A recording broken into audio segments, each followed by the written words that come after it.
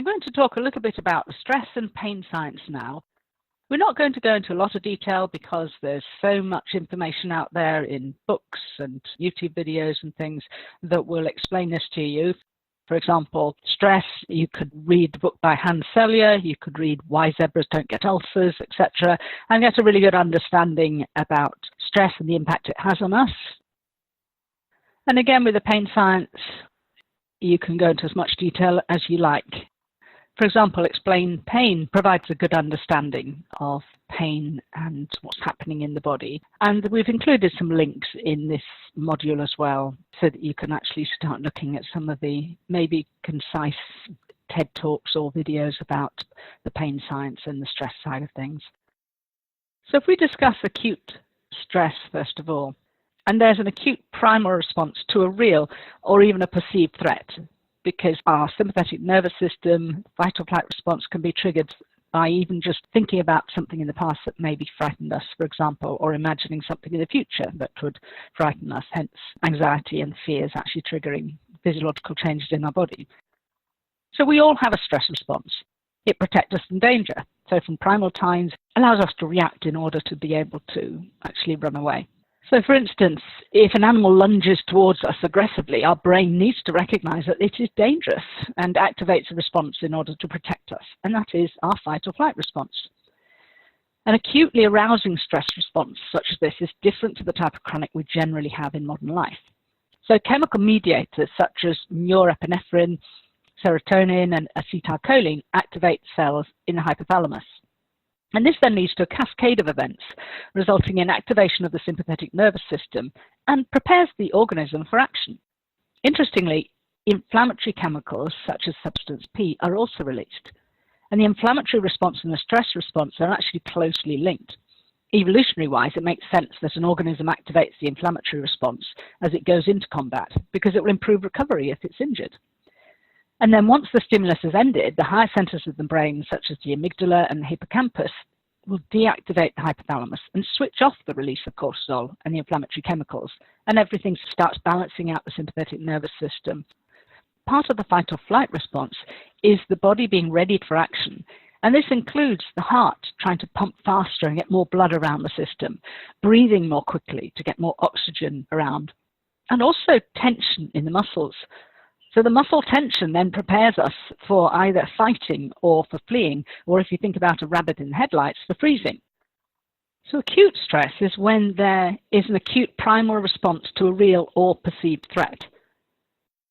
So perceived being, for example, you might be thinking about something that scared you in the past, and that might cause a physiological response, a fight or flight response in your body. And being fearful of something that might happen in the future could also create a stress response as well. So we know the fight, flight or freeze, being prepared to actually fight for your life or flee to run away to safety, or the freeze response like a rabbit in the headlights. But there's also a submit response. And this is often seen in the wild. For example, if there's a deer caught by the lion, a deer could actually submit. So it's an unconscious automatic protective response where it plays dead.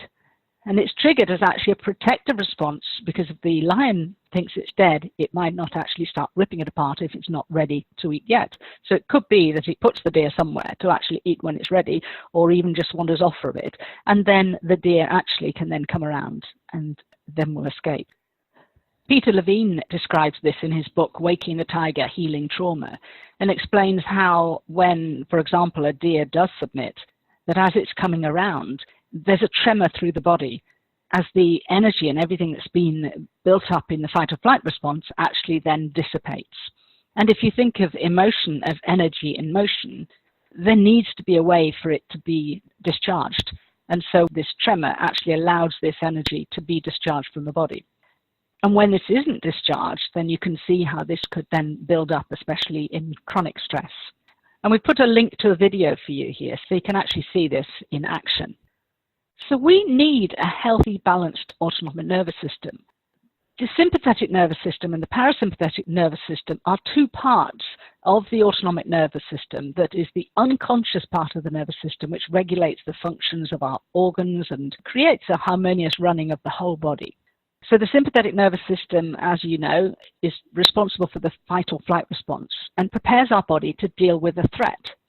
The parasympathetic nervous system generally opposes the sympathetic nervous system and allows the body to rest, digest, and heal. So between the two, they balance themselves out. But let's move on to chronic stress now, because the chronic stress response is different from the acute stress response. The HPA axis can be regulated by the amygdala and higher centers of the brain. But if there are higher levels of anxiety, post-traumatic stress disorder, and depression, the amygdala may not allow the stress response to fully switch off. This means that there's an increase in pro-inflammatory chemicals, for example, cytokines, which will continue to stimulate the central nervous system, leading to central sensitization.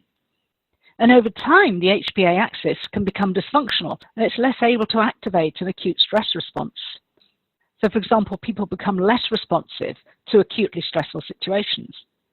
And dysfunctions of the HPA axis has been linked to IBS, fibromyalgia, chronic fatigue, and temporomandibular disorder, and also with poor outcomes in spinal surgery. So the impact of chronic pain on the body is enormous.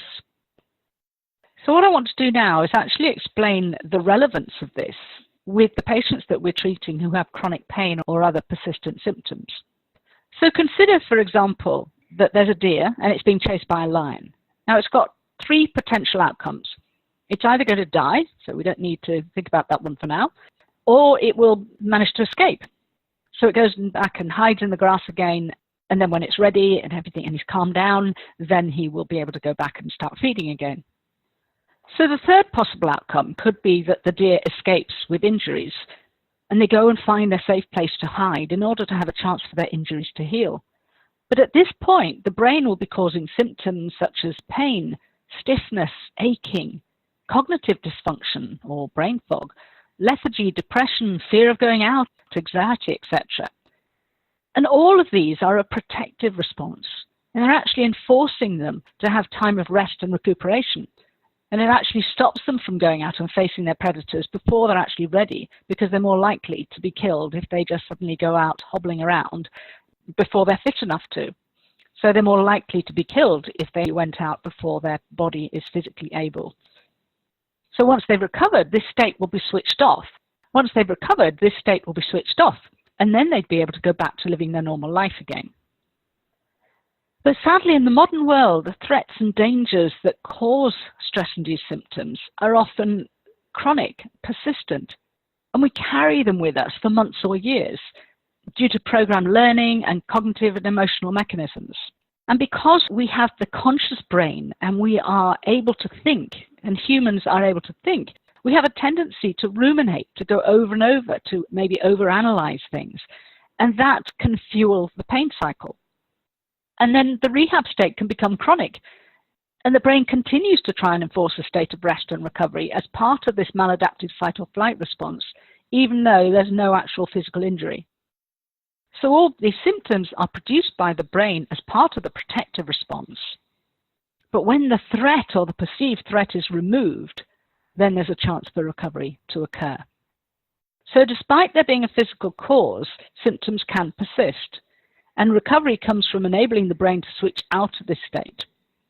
And this is where our program comes in. So it's an educational part of the program, so they understand the concept. They can personalize it to their own situation and start to accept that physically they are fit. Being able to remove the threat will help recovery as well, maybe in helping them acknowledge the unresolved threats or the emotions that the brain's protecting them from, and then encouraging them to start exercising again. And it can be quite scary, and this is where often having support and guidance, we can help them overcome these fears and start to understand and accept the concept and begin to really start making some progress. Studies have also shown that about 80% of people with post-traumatic stress disorder have chronic pain, usually unexplained chronic pain.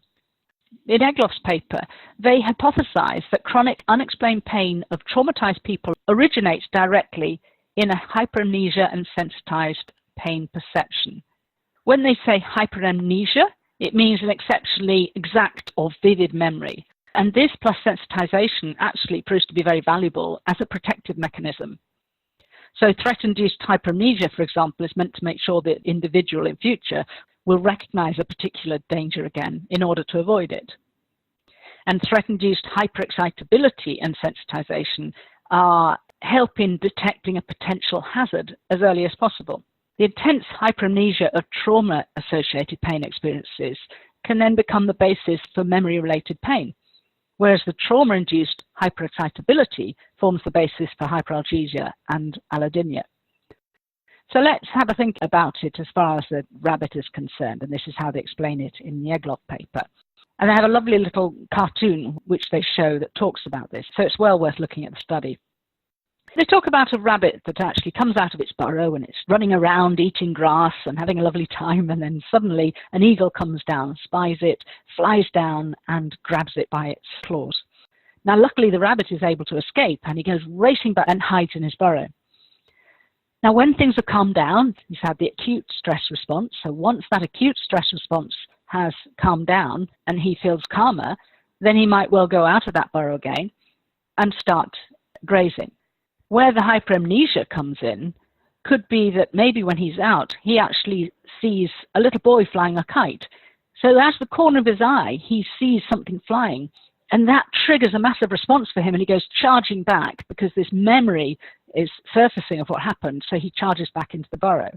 Or he might be walking along the grass and he passes a thistle which scratches him. This causes a reaction because of the memory of being scratched by the claws of the eagle. So you can see why with post-traumatic stress disorder, and it doesn't have to be the whole event again, it can be just one little thing, triggers that emotional memory related to it, which can then cause physiological changes in the body and triggers this fight or flight response. Now at this point I want to move on to actually talking a little bit about triggers. And this is something in Module 2 where we will talk more about triggers and how to help people identify the triggers and help people identify some of the triggers that may be relevant for them. But basically what triggering is, it's a reactivation of the pain pathways. And then these pain pathways can become conditioned. But the initial trigger can either be a physical trigger or an emotional trigger. And if it's a physical trigger, it could be, for example, that when somebody is feeling very stressed and they bend over, maybe they're in a stressed environment and they're asked to move a whole load of furniture, they might develop back pain then. At any other time, they might have been fine. But on this occasion, they're already feeling stressed and resentful, and they've triggered this manifestation of these emotions that they've not dealt with. A number of people say to me that they've been healthy throughout their life, and maybe now they're in their 50s or their 60s or even 70s.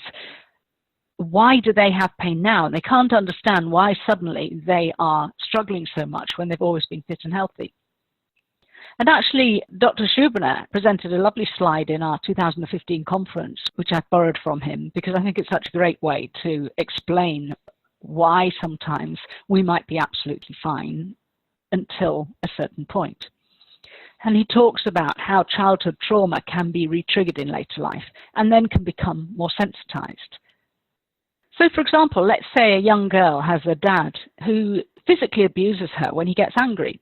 And this causes a child to become hyper alert to this, and she learns that she's not good enough, but she's also developing behaviors, maybe becoming a goody-goody or self-critical and becoming a perfectionist to try and avoid this happening. Try not to set her dad up, because children, of course, will always feel that this is their fault. So this child might have minor symptoms, for example, a tummy upset, but maybe nothing at all. But this could be the priming event of the neural pathways related to the fact that she's developing a real fear, maybe of men, maybe just men who are angry, developing this lack of trust in men and very fearful of what they might do. So consider this girl a few years down the line, and maybe she's a teenager and she has a boyfriend who puts her down in public or flies off the handle. This will not only reinforce the learned neural pathways related to her childhood experiences, but she actually then also might develop a symptom. And it might just be a cold or a rash or something like that, or a headache. It might not be anything particularly relevant, and she might not recognize that that's the cause of it at all. But these old neural pathways have been triggered. So moving on into young adulthood, And maybe she ends up in a relationship where her partner is provocative and angry. But even if he doesn't hit her, this is reinforcing her distrust of men, and also reinforces the neural pathways, which become more sensitized, and then they become triggered more easily. And she may well develop further symptoms, maybe this time backache that lasts for longer, but she's not yet related it to the times when he's become more abusive or dismissive of her. And then maybe down the line, this lady might be in a very loving relationship, maybe in a very loving and mutually supportive relationship. And yet one day at work, her boss becomes really angry. A colleague of hers is in the office with her boss, and her office loses its temper and gets really angry. And this could trigger the danger pathways related to her initial fears that were primed right back in childhood. So it might be a very minor trigger, which for many wouldn't cause a response at all. But for this person, it could be the trigger for pain or a health condition, which can then become chronic, especially if the cause isn't recognized. And she's unlikely to recognize it in those circumstances, but the pain will be protecting her from falling apart or even becoming aware of what to her are being perceived to be very dangerous emotions. So that's why quite often somebody could be absolutely fine for years and decades, but then a significant symptom can be triggered at a later date. It could even be that maybe that lady is in this happy relationship and she starts to realize that she didn't deserve what she went through before.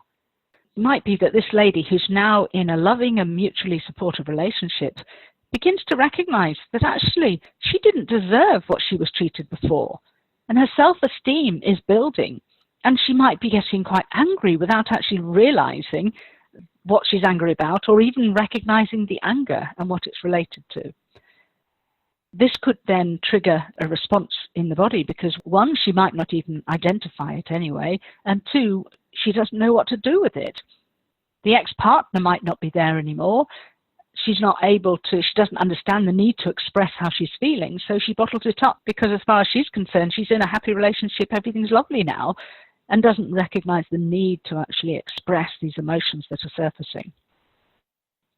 Let's consider a few triggers here. So when old neural pathways are being reactivated due to a trigger. And again, these could be like buttons that have been primed often in childhood. And they can be triggered throughout our lives if the nerve pathways related to these buttons remain sensitized and aren't addressed and deactivated. Let's go on to discuss now when old neural pathways are triggered. Now this could be, for example, buttons that are pressed, so buttons that are being primed in childhood. And these can be triggered throughout our lives if the neural pathways related to these buttons remain sensitized and aren't addressed and deactivated. And this is something we'll discuss more in Model 2 and how we can start deactivating those neural pathways. But for example, this might be if somebody's always smoked, then there's the neural pathways related to smoking, but they've given up, or it might be alcohol. And maybe when this person is stressed months or years down the line, they have this tendency to want to have a cigarette or maybe a drink if they have given up drinking. So these old neural pathways are there, but generally lie dormant. And this is about them being triggered. As another example, maybe somebody's had a physical injury. And although the tissues have healed, there's a memory of these neural pathways which will remain dormant unless they're triggered. And they might remain dormant for months or years or forever. But these neural pathways can be triggered when the circumstances are there. So I'll give you some example of these at the moment. So the helicopter here is depicting a friend of Dr. Schuberner's who was in the Vietnam War. And he was actually badly injured. I think it was the hip area he was injured, and he was medevaced out. And he made a very good recovery. And it was something like 20 years later, he was walking along the side of a road with his wife, and he suddenly collapsed to the floor in agony. And he looked up at his wife and just saying, what on earth happened then? And his wife said, did you not hear the helicopter? Now, he had been medevaced out by helicopter from a very traumatic situation. And he had been absolutely fine, but clearly the sound of the helicopter had triggered this old neural pathway and the memories related to that. And his brain was protecting him from even becoming consciously aware of these very threatening emotions that were surfacing that he'd not dealt with at the time. This next story is one I came across in a book many years ago, and it talks about a baker who lost his arm in a baking machine. What was interesting about him was he only developed phantom limb pain on Saturday morning at 6 o'clock, every Saturday morning at 6 o'clock. So obviously the question is, why? What's going on there? What's happening at 6 o'clock on a Saturday morning? And it turned out that actually at that time he was walking to work and he passed a bakery and he could smell the smell of the bread. So again, the smell triggered this response, the memory of the trauma of when he lost his arm. And that doesn't make sense physically to only have phantom limb pain on a Saturday morning at 6 o'clock. So you can see clearly there what the trigger there would be. The next person I want to talk to you about is a lady who was a patient of mine who'd broken her ankle about 20 years prior to her seeing me. And she'd been hit by a car, fractured her ankle, had surgery, had it pinned, healed, and she was fine for something like 12 years. And then one day she had a long journey to make. Now she was in her 50s, she'd learned to drive late and absolutely hated it. But she had to do a 6-hour drive. And you can imagine her sitting in the car, really tense and just trying to focus and try and get there safely. And she was visiting friends, and clearly when she'd arrived, she couldn't just fall apart and really sort of allow herself to feel how she felt. And so she arrived, she spent the evening with them, went to bed, woke up in the morning and was in absolute agony with the same ankle she'd broken 12 years previously. She was unable to weight bear for 2 years. The surgeon couldn't understand what was going on because, as he said, everything was fine, that nothing had changed. And obviously she hadn't had an accident either. She put it down to the fact that she'd been using her foot on the accelerator. When I saw her, it was many years after that, and she was on 2 sticks, so she'd been unable to weight bear for 2 years, and then she came to me on 2 sticks. She was able to recover, and she ended up going walking with the dogs in the hills and everything, but you can see there the link, that trigger for this emotional response of which she wasn't consciously aware. This next story is one that Lorimer Moseley from Explain Pain talks about, that was something that happened to him, and he tells it far better than I'm going to tell you now. But Lorimer is from Australia, and he was walking in the outback one day, and he felt a scratch on his ankle, and he carried on walking, but then collapsed in a heap shortly after in absolute agony because he'd been bitten by a snake and hadn't realized it. It was a very poisonous snake, and he ended up having to be airlifted out, and therefore they were able to save his life. Now, a year later, he was in the outback again and felt a scratch on his ankle. And immediately, the old neural pathways from the previous episode were triggered, and he was in absolute agony because, of course, he felt the sensation on his skin. That message went up to the brain, but the brain then decides, is this a threat? Has this happened before? It was life-threatening last time, so therefore the brain actually then triggers significant pain. Until his friends looked at it and said, but you've just been scratched by a twig. And then suddenly the threat's removed and the pain resolved completely. Sometimes these neural pathways can be triggered physically, but sometimes emotionally. And there are a number of different ways that symptoms can be triggered. So, for example, it could be due to associations related to anniversaries, places, times, a particular person, maybe the reactivation of a memory of a sense that we've just talked about, even a belief. If you're bending over and you believe bending is bad for your back and you're picking up something heavy, then there's a chance that your back will go, especially if you are very stressed at the time, or doing a particular activity while you're stressed. So as an example of this, as far as anniversaries are concerned, I had a client who came to me with severe pain that had been triggered 9 months previously. After examining her and beginning to realize that this was probably a psychophysiologic disorder, we started talking about it. I knew that she was grieving because her husband had died 3 years earlier, But she was saying that nothing significant had been happening when the pain was triggered. So in the end, I worked it back and realized it was June. So I said to her, "What's so special about June?" And she suddenly looked at me and she said, "Well, that's the month of our birthdays. And they don't have any other family. And so in June, throughout their marriage, they would do something special for their birthdays and usually make a month of it and have a really wonderful month." And although this was the 3rd June since he died, she was grieving already, and one of the symptoms was she'd been putting on a lot of weight. But this June that had just gone, for whatever reason, she'd been coping and coping, and it just triggered all this emotion that she couldn't cope with anymore, and it manifested in pain. And for her, literally just through journaling alone, she was able to completely resolve the pain and regain her life. Another story is one that Dr. Dave Clark talks about in his book, and he talks about a lady who had been admitted to hospital 60 plus times with horrendous gastrointestinal problems, and nobody could help her, and so they referred her to Dave Clark. So after examining her, Dave then started trying to find out what had been going on and try to find some clues, and he and I both love this detective part of it, of trying to help people join the dots and recognize what's going on. And so he started doing a timeline with her and just seeing what had been going on. And then her husband apparently said, "Well, whenever we drive through a particular town in America, that's when you get your pain."